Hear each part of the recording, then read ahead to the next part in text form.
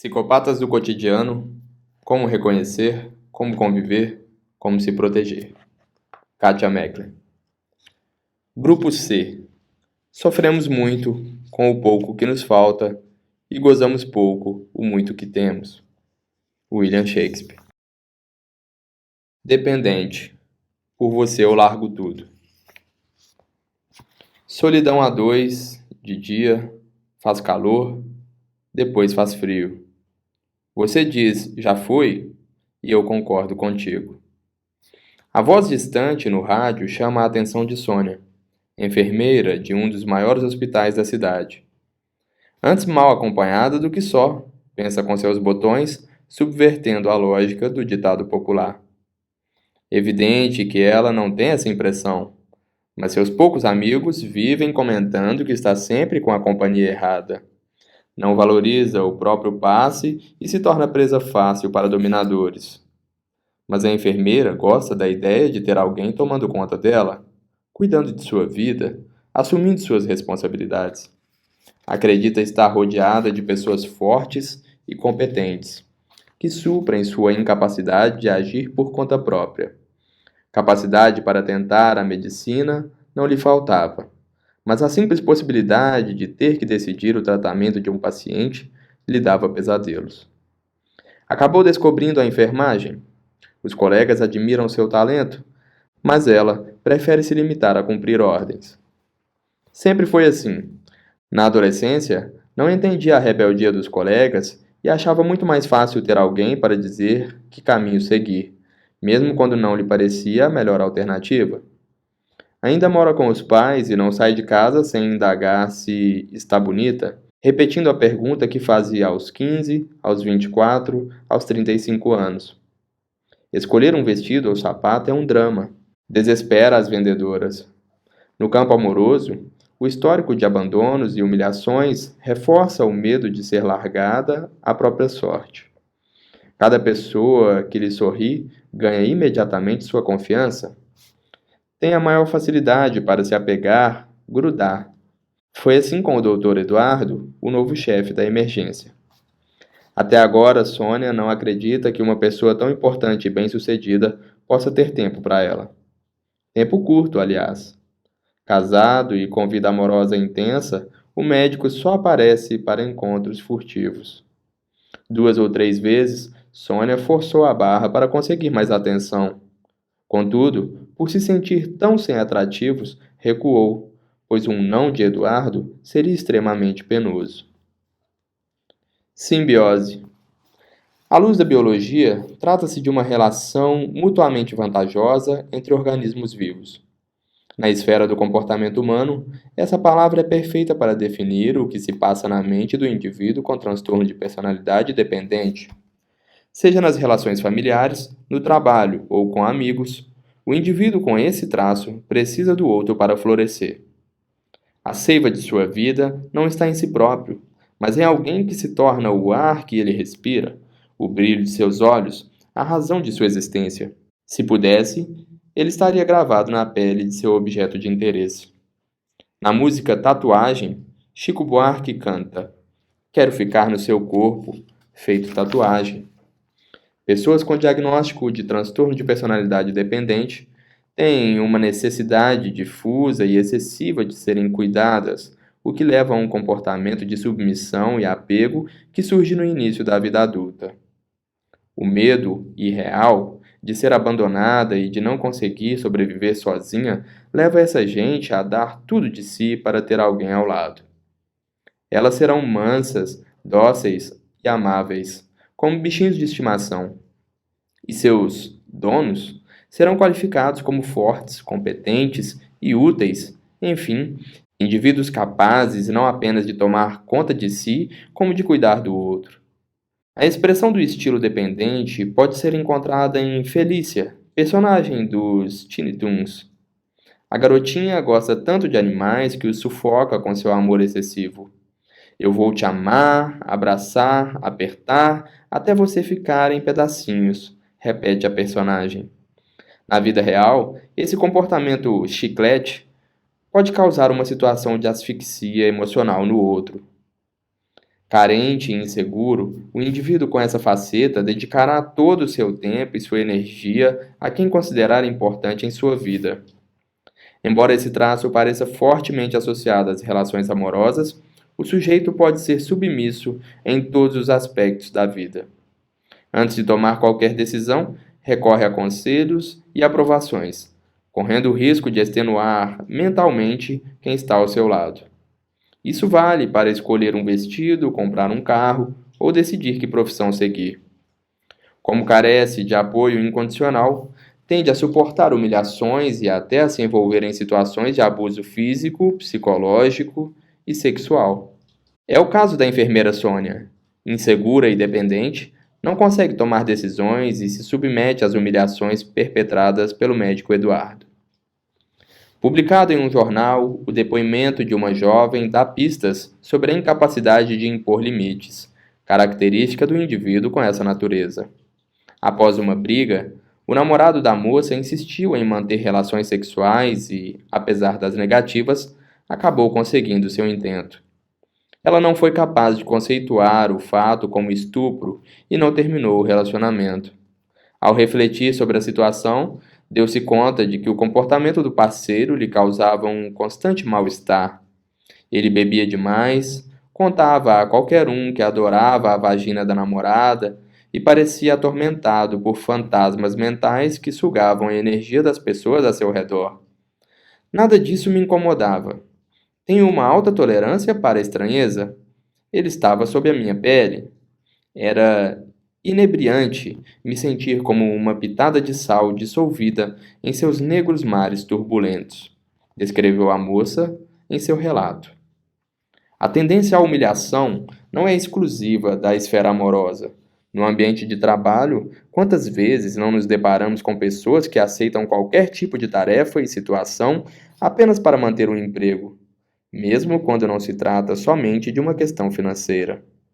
São funcionários que trabalham além do horário, fazem serviços que não são sua responsabilidade e sempre encontram desculpas para justificar as atitudes do chefe. O fato é que dificilmente manifestam o seu desagrado porque se sentem incapazes e temem perder a aprovação do outro. Amélias e Amélios, que, assim como na canção de Mário Lago e Ataulfo Alves, podem chegar ao extremo de passar fome e achar bonito não ter o que comer. O mercado é muito competitivo. Se eu sair daqui, não sei se consigo outra coisa. Meu chefe é muito generoso em me manter. Por isso faço tudo o que ele me pede. Relata a funcionária de uma multinacional que, apesar de falar 13 idiomas e ter mestrado, não se considera capaz de arrumar outro emprego e chega a perder suas horas de lazer com as tarefas escolares dos filhos do chefe. Na história do início deste livro, a enfermeira Sônia representa um indivíduo com essa perturbação. Apesar de seu currículo impecável, ela não se sente segura profissionalmente e acredita que só permanece no emprego graças ao caso que tem com o chefe. Quem apresenta o estilo dependente costuma assumir o papel de inferior e coitado, como é o caso da enfermeira. Uma pessoa com esse transtorno dificilmente inicia projetos e se torna empreendedora. Ela não confia em sua capacidade de avaliação nem em suas competências. Portanto, no ambiente de trabalho, não costuma ir muito longe, em especial se estiver num cargo que exija proatividade. O dependente evita funções de responsabilidade e não disfarça a ansiedade quando precisa tomar decisões. Na hora de manifestar uma opinião, é sempre o último. A chamada geração canguru, filhos que mesmo já adultos preferem a comodidade de morar com os pais, tem muito desse estilo. São indivíduos que, em vez de andar com as próprias pernas, recusam-se a sair do ninho. Quando chego em casa cansado, minha mãe me dá colo, carinho e um jantar gostoso e quentinho. Vou me mudar para quê? Conta um rapaz de 34 anos. Ter as meninas em casa é uma bênção. Sem elas, nossa vida seria um vazio, afirma a mãe de duas meninas de 31 e 29 anos. Muitas das síndromes que rendem manchetes de jornais e páginas de livros de autoajuda fazem referência a características do sujeito dependente. O medo de ser abandonado, os pensamentos infantis e a necessidade de ter alguém que cuide de si são comportamentos que facilmente se relacionam à chamada Síndrome de Peter Pan. Já a idealização do parceiro ou da parceira corresponde, em parte, à Síndrome de Cinderela, ou seja, a necessidade de encontrar um príncipe ou uma princesa para compartilhar a vida. No filme O Diário de Bridget Jones, baseado no livro homônimo, a protagonista encarna à perfeição esse papel. Não gosta do que vê no espelho e está sempre às voltas com homens desprezíveis.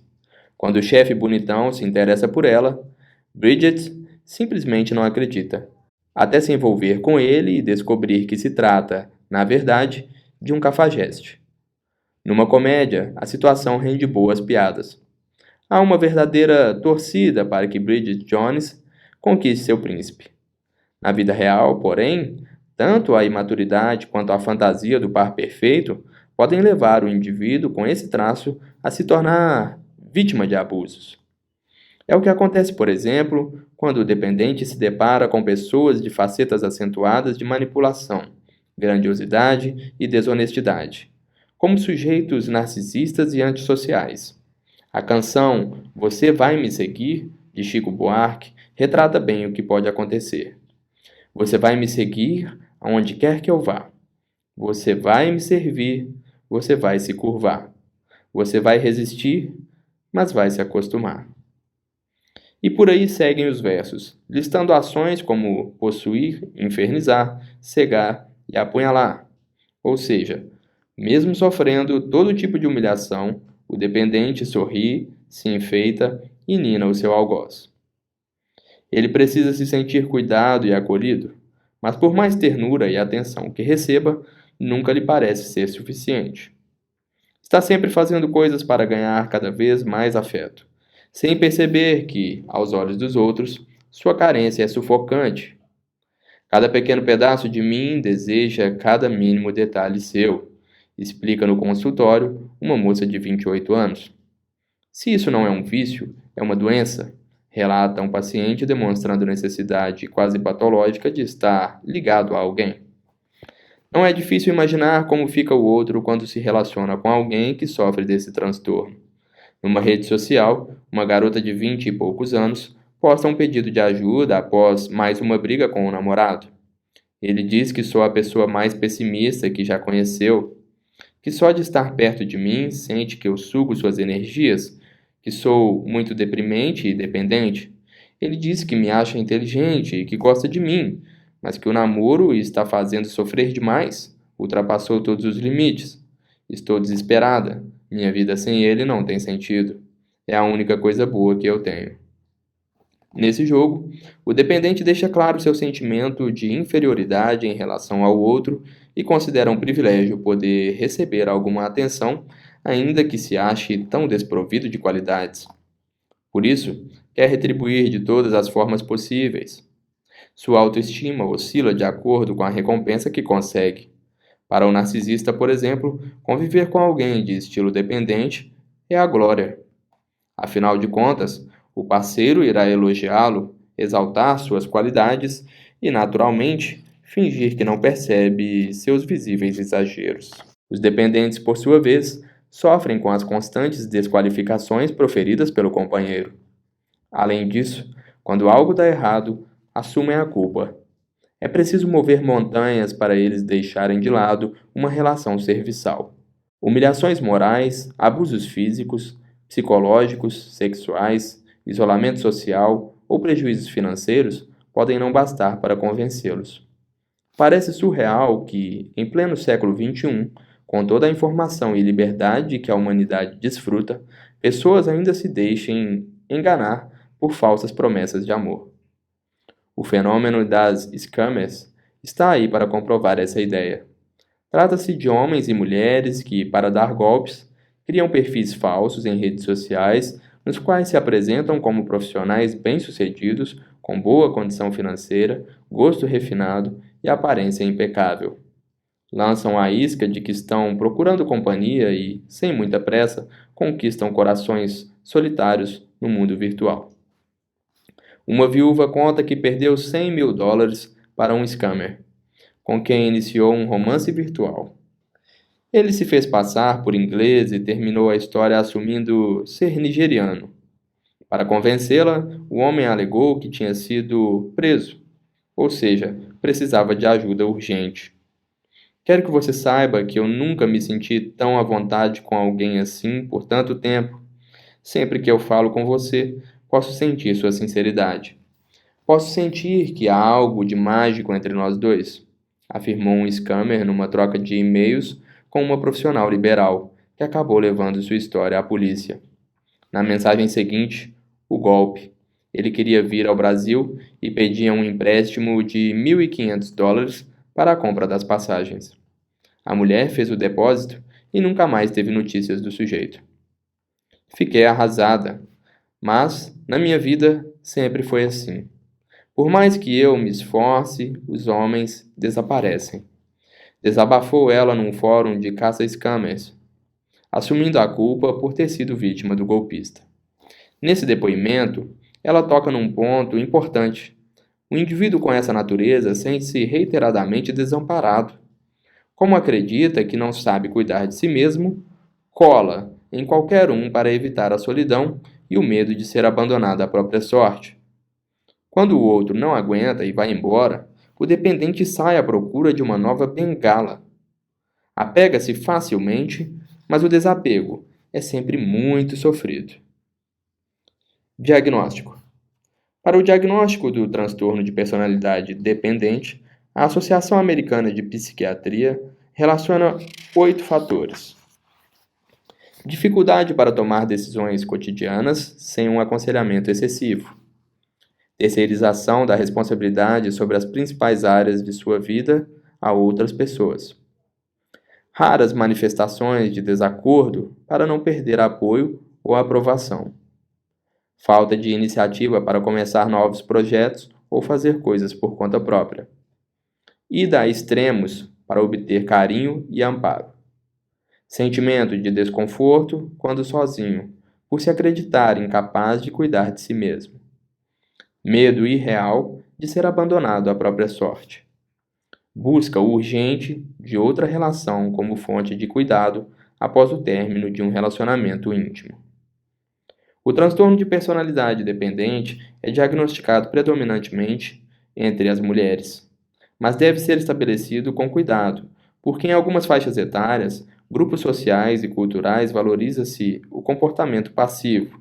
Também é preciso distingui-lo de outros transtornos, como a depressão, a agorafobia, medo de multidões, e a síndrome do pânico. Muitos indivíduos exibem traços dependentes, mas só devem ser considerados sintomáticos do transtorno de personalidade quando essas características forem inflexíveis e persistentes, capazes de causar prejuízo ou sofrimento ao sujeito ou às pessoas a seu redor.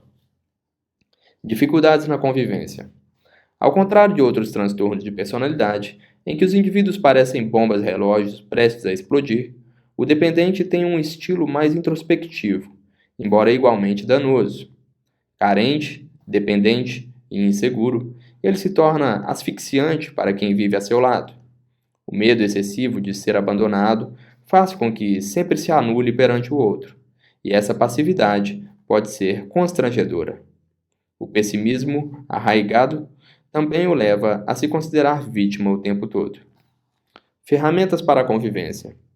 Manter uma relação saudável com um indivíduo dependente implica jamais se aproveitar de seu comportamento submisso.